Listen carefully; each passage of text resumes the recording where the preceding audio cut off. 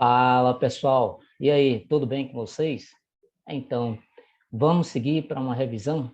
Sou o professor Danilo Grimosa, língua portuguesa. Nós vamos dar uma caminhada breve para relembrar alguns pontos. Vamos nessa?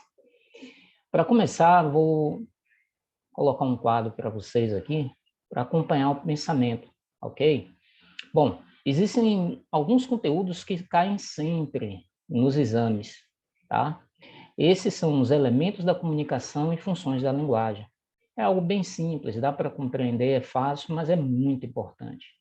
Bom, para compreendermos logo de início o que vem a ser esses elementos da comunicação, nós precisamos entender que quando falamos em comunicação aqui, estamos falando de algo que envolve duas ou mais pessoas, através de um meio ou suporte. Vamos entender como isso funciona? Primeiro, vamos definir aqui o que é comunicação, que é um processo pelo qual a mensagem elaborada, seja ela falada, escrita, pintada ou desenhada por um emissor, chega ao receptor. Para tal comunicação se efetivar, é necessário, então, que ambos, tanto o emissor quanto o receptor, se compreendam. Vamos a alguns exemplos. Nós estamos vendo um exemplo aí de uma imagem do WhatsApp. Tá? Então, quando nós digitamos alguma coisa, enviamos para alguém, nós estamos, então, transformando a mensagem em algo escrito e estamos encaminhando a outra pessoa, ou estamos enviando.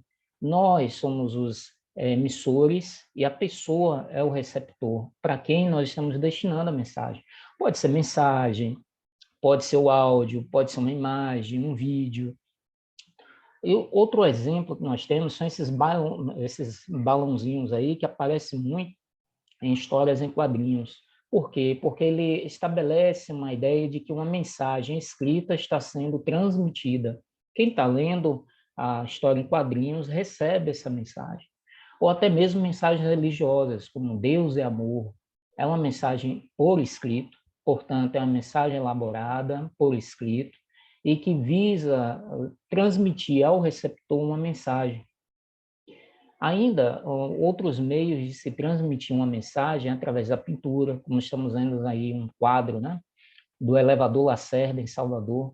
Nós estamos vendo que esta é uma mensagem. Mas como assim uma mensagem? Observe que a imagem aí é a imagem de um local bastante visitado na Bahia. Portanto, a ideia do pintor é demonstrar isso, deixar claro que é algo bastante visitado, é um cartão postal. E, por fim, é uma mensagem pintada.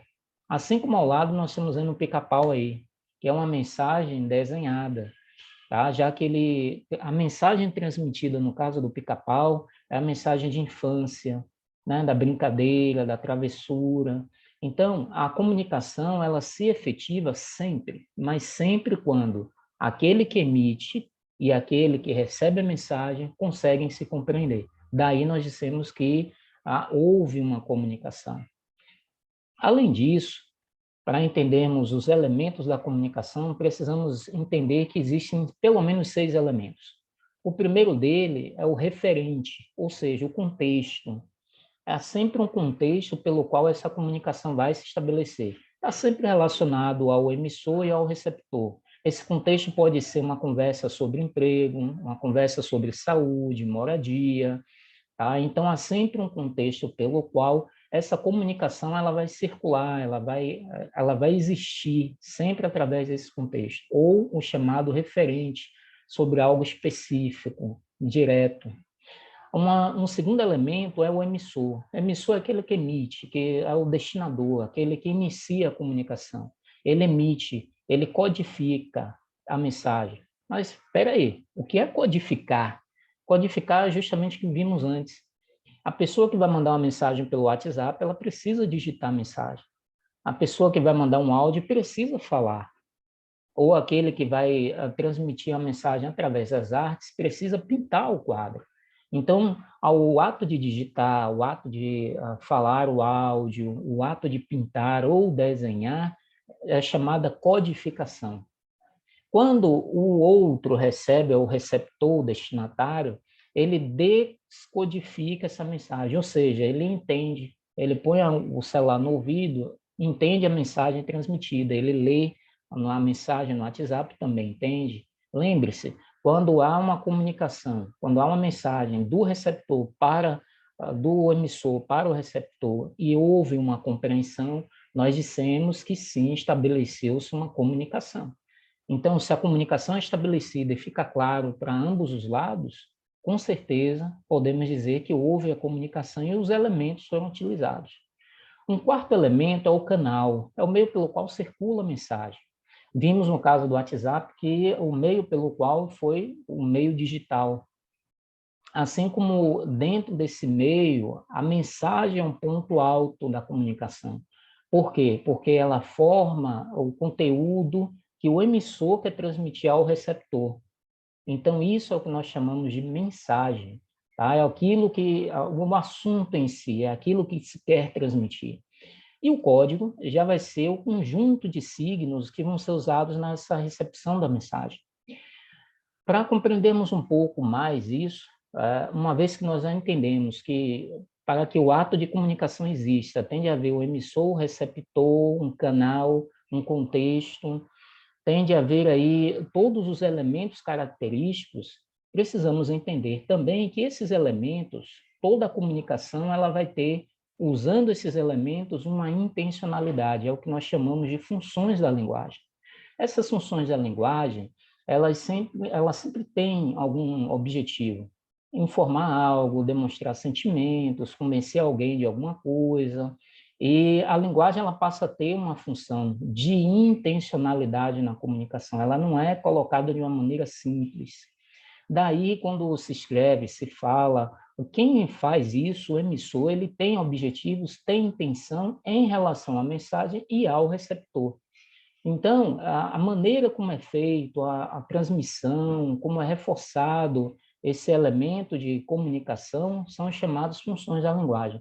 Essa imagem que nós estamos vendo aqui demonstra justamente isso, né? Alguém transmitindo a mensagem de uma pessoa para outra. Como se dá isso? Quais são as funções? Quais são as intencionalidades da linguagem?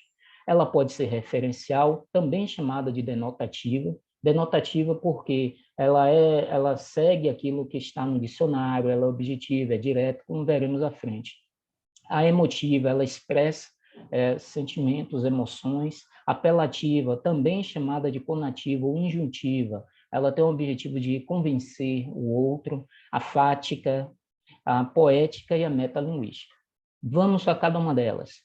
Ela é referencial à função quando é focada no referente, do que se fala, do contexto. O produtor ele procura oferecer informações verdadeiras, factuais.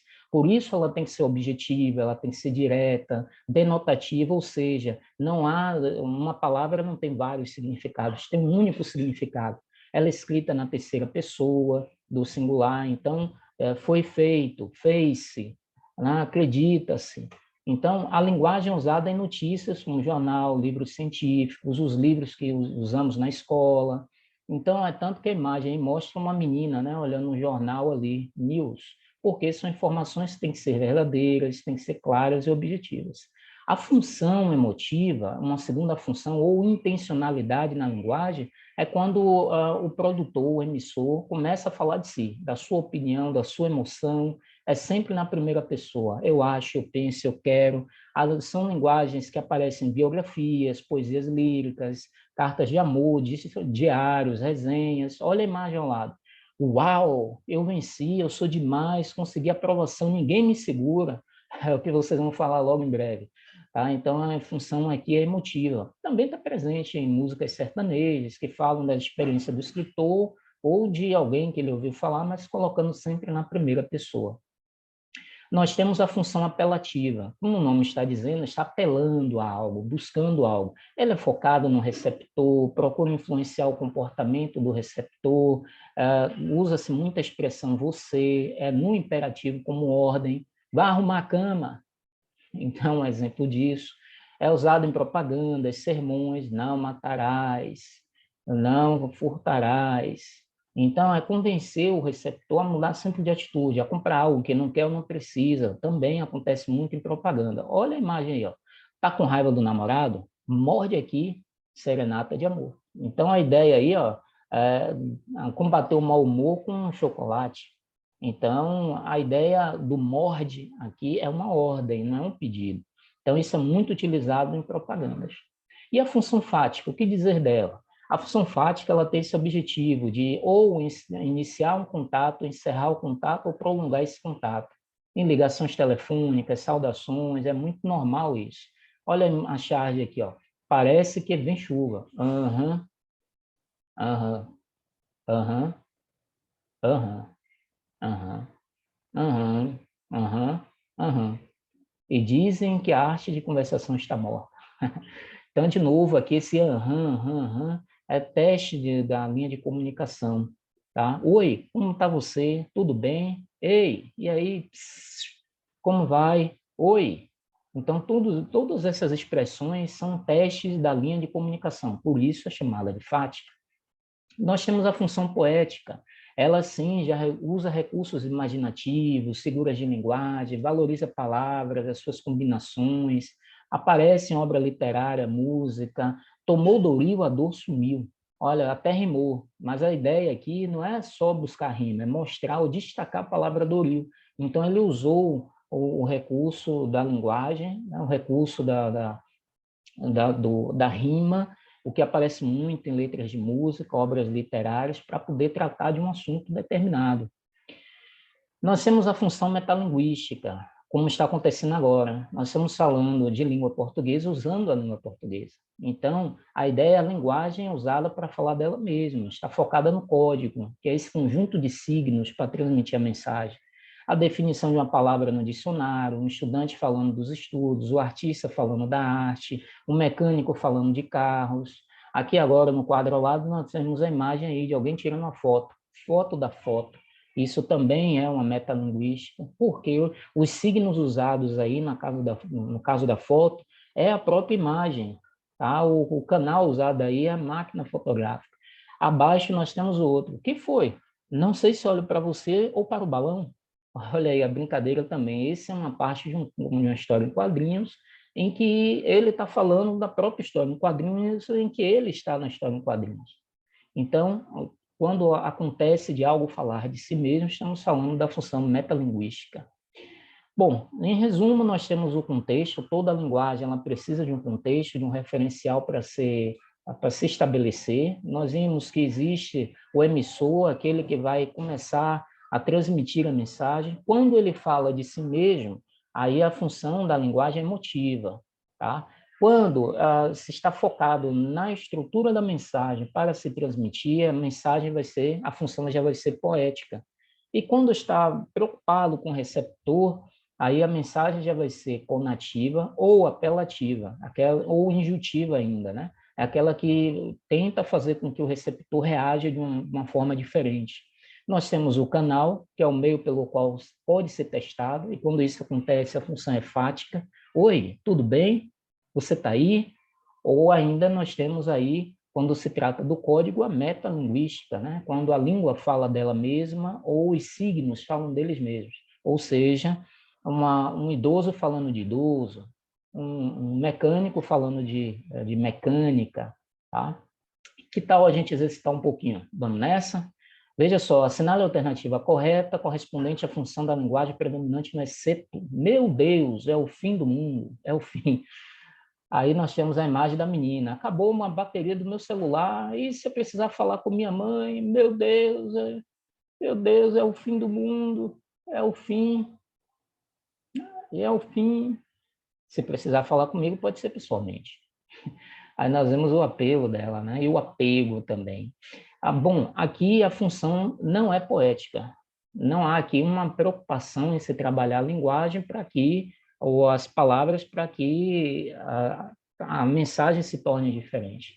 Ela não é metalinguística porque o personagem não está falando de algo específico, não algo falando de si mesmo. Por isso não é metalinguística. Ela não é fática porque em nenhum momento a jovem ali testa a linha de comunicação com a mãe. Oi, tudo bem? Como vai você? Ela não é conativa. Por que não é conativa? Porque, não embora exista uma ideia de apelo, Mas a finalidade ali não é influenciar aí o leitor a fazer nada, nem a demonstrar ou melhorar a relação pais e filhos. Lembrando que a função conativa ou apelativa é a mesma usada em propagandas, em sermões, e não é o que acontece aí. A função emotiva, aí sim, assinala-se a certa, uma vez que a predominância é evidenciada pelas emoções expressas na fala da personagem, as quais são intensificadas pelo uso das exclamações. Então, a letra E aí é indicativa, né? Está centrada nas emoções do emissor. Bom, deixo uma correção aqui para relembrarem depois. Na segunda questão, nós temos, vamos ler as frases abaixo, identificar a alternativa em que a função apelativa, aquela que tenta convencer alguém de alguma coisa, é a que prevalece. Trago no meu peito um sentimento de solidão sem fim, sem fim. Olha que ele está falando de si mesmo, né? Falando de sentimentos. Então, está mais para o emotivo do que apelando alguém para alguma coisa. Não discuto com destino, o que pintar eu assino. De novo, nós não temos aqui uma ideia de propagar um pensamento, mudar comportamento. Machado de Assis é um dos maiores escritores brasileiros. Olha aí, é uma afirmação, já não é nada em que se tenta convencer.